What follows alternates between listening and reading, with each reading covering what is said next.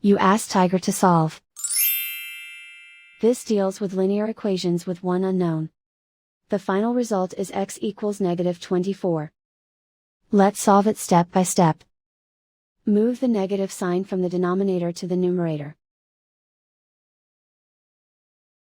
Group all constants on the right side of the equation. Add 2 to both sides. Simplify the arithmetic.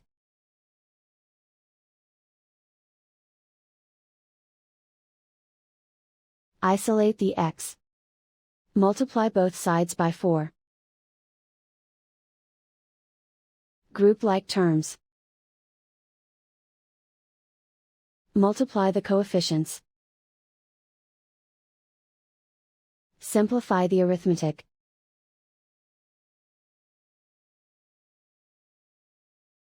Convert the x into a positive number. Multiply both sides by -1.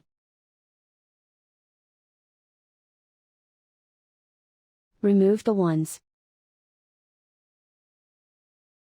Simplify the arithmetic. And so the final result is x equals -24.